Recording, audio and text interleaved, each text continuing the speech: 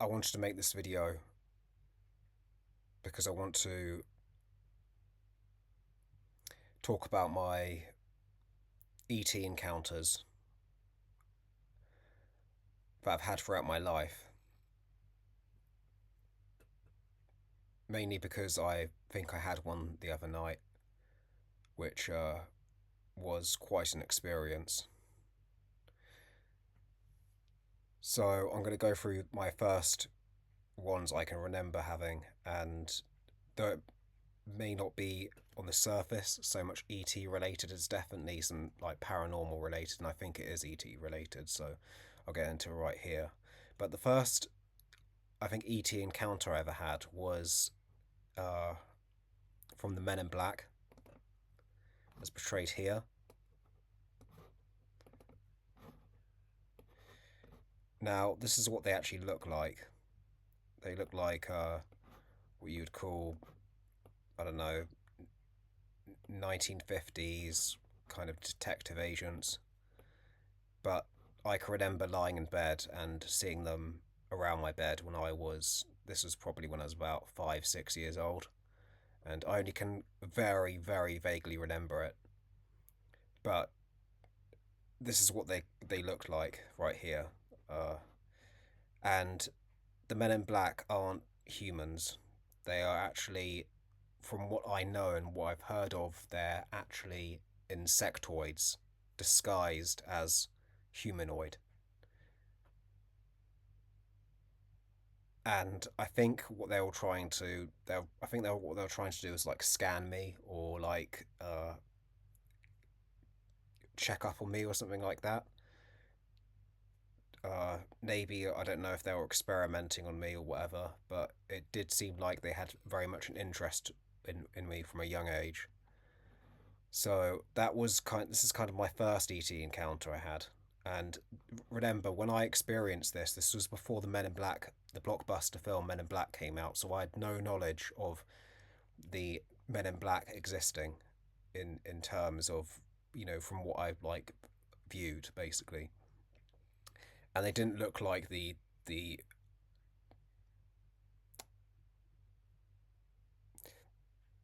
how they looked like in the film anyway. They looked very different from that, and they had a different kind of aura about them as well. So moving on to the next one, I can remember when I was, this must have been about 10 years ago now. So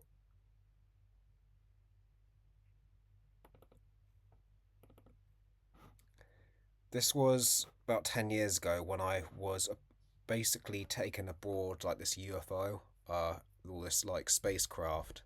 I could tell it was some sort of UFO because it was like circular on the inside, because I was on the inside of it, and it had all this like you could call like computers and machinery inside of it. It was kind of like a lab, it looked like.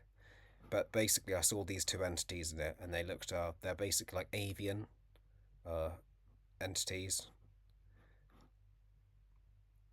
And I know that some of the fallen uh, alpha extraterrestrials are of avian appearance as well. So, particularly from the Enki line, I believe. So, one of them looked like Thoth, basically, like this, and the other one looked more kind of quite Aztec, uh, more like that. And they were kind of both coming towards me, and then in the center I went up to, I saw something what looked like the Egyptian god Osiris, actually. But it didn't quite wasn't quite like Osiris, but it did kind of like have the kind of was like humanoid of green skin. And from what I know is that the Orions are well known for having green skin. So I'm guessing they were like trying to create some sort of like Orion hybrid of some type, so I was trying to do experiments on the Orions, is what I get from it now. Obviously, when I had this experience, I didn't know anything about this back then. But now, coming back to it later, I can kind of reflecting on it later, I kind of realise actually, now that I have more knowledge of the extraterrestrial phenomena, I I kind of have my ideas what it could have been. And so this gets into kind of one I had more recently, and it was quite, well, I'd say, not the most pleasant experience, to say the least. But basically, I was in kind of like a astral dream state, and things were reasonably quite normal within it. But then suddenly, this entity showed up. Well, it was an entity that very much looked like this, and it made me full of like disgust in such a way. And it was an insectoid entity, and it told me that basically it wanted to look like us and was jealous of our appearances, meaning us humans. So, and I think this is the reason why some of these insectoid entities maybe might have a hatred for humans, is because they want to look like us, because I don't, well, maybe because we're more objectively more beautiful than they are. I think anyone would probably, objectively view that, and maybe they do as well. But it was quite a horrifying, astral experience. And uh, after I experienced that, I woke up and wake up instantly, and well, let's just leave it there. But the one I had last night was actually very interesting because it was not like the other ones. It was more. I can remember what I can remember from it was I was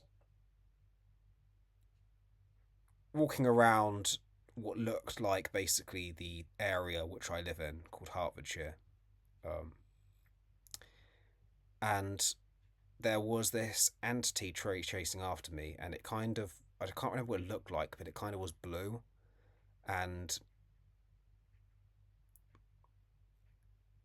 it was kind of like laughing at me a bit, or like, mocking me a bit, and it was trying to basically get a hold of me, like trying to basically um, catch me, if that makes sense. And so I was kind of running away from it and tried to kind of escape from it. And it got a hold of me basically, and I threw it off, and it basically went into the water and it kind of liquidated itself. So from what I'm getting, its skin was all blue. It liquidated itself. So what I'm getting is kind of some sort of aquatic entity, and you have a lot of the fallen ETs are also aquatic as well. A lot of them are either reptilian, some of them are avian, even some of them are aquatic, some of them obviously are insectoid, and you have other ones as well. But they come in like different kind of forms. Usually, forms what are further away from human. That makes sense. But when I kind of woke up, I saw this when I was just coming out of the astral dream state, and it was like a UFO, but it was like upside down almost. It had these three kind of circles around it like this, and it basically looked directly at me, and then just basically like flew off essentially. And when I fully woke up, I could see this orb right in front of me. So this indicates that basically it was some sort of abduction that I went through. Now, going into Ashiana Dean's work, what I've been reading recently, abductions first start happening during childhood, and the reason why we can't remember them very much is because it's kind of what we don't have any conscious memory so much of them. It's because it all goes on in astral states almost, what we don't really remember. or we remember very basically, sharp flashbacks of it.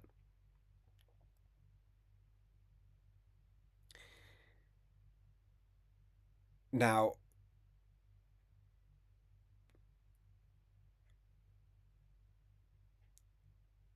abductees usually have like trauma about this stuff, and I think I kind of maybe went through some trauma, but through it, but I can't.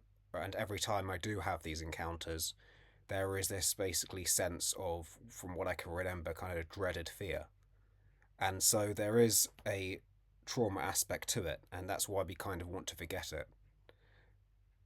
However, from reading her book and kind of like has helped me kind of heal from it a lot more recently. I mean, it's not that the trauma is completely healed, it's still there, but it's more like I'm kind of making more sense of it now, if that makes sense. And it's taken me, I'm 35 now, so it's taken me all this time to kind of fully understand it.